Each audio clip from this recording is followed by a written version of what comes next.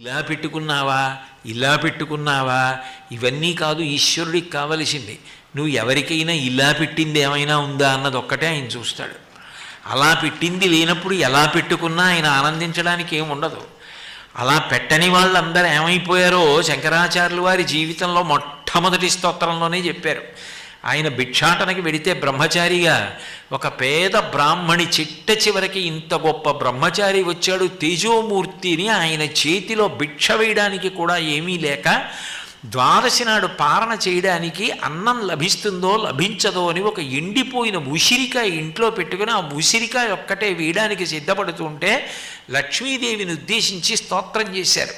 చేస్తే లక్ష్మీదేవి నువ్వు అడిగితే ఇస్తాను, ఆమె గత జన్మలలో ఇలా పెట్టినది ఏమీ లేదు, ఏముందని నేను అడ్డుపెట్టి ఇవ్వను, ఏదైనా ఇంత ఉంటే అది అడ్డుపెట్టి ఇంత ఇస్తాను, అసలు పెట్టింది ఏముందని ఇవ్వను, ఏమీ లేదు అంటే శంకరులు దుష్కర్మ ఘర్మమపనీయ చిరాయ దూరం నారాయణ ప్రవేణి నైనాంబువాహ అమ్మ ద్రవిణాంబుధార అని నువ్వు ఆమె యొక్క దుష్కర్మ గత జన్మ పాపం ఏదుందో దాన్ని నీ కడగంటి చూపుతో తొలగొట్టు.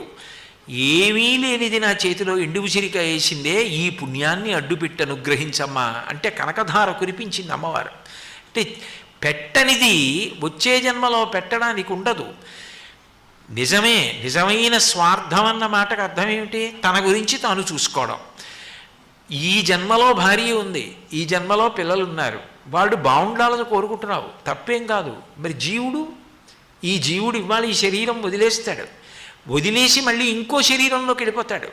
వెళ్ళిపోయిన తర్వాత అక్కడ భార్య అక్కడ పిల్లలు, మరి వాళ్ళని పోషించద్దు. అప్పుడు భగవంతుడు ఏది అడ్డు పెట్టిస్తాడు? నువ్వు ఇలా పెట్టినది ఏదుందో అది అడ్డు పెట్టే మళ్ళీ నీకు పొందడానికి అవకాశం ఇస్తాడు. ఇలా పెట్టినది ఏమీ లేకపోతే. అందుకే పెట్టినవాడు భారతీయ శాస్త్రాలలో నేను పెడుతున్నానని అహంకారంతో పెట్టడు.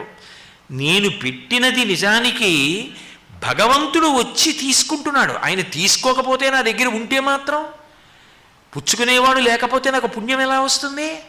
అందుకని పుచ్చుకునేవాడి రూపంలో భగవంతుడే వచ్చి పుచ్చుకుని నన్ను అనుగ్రహిస్తున్నాడు.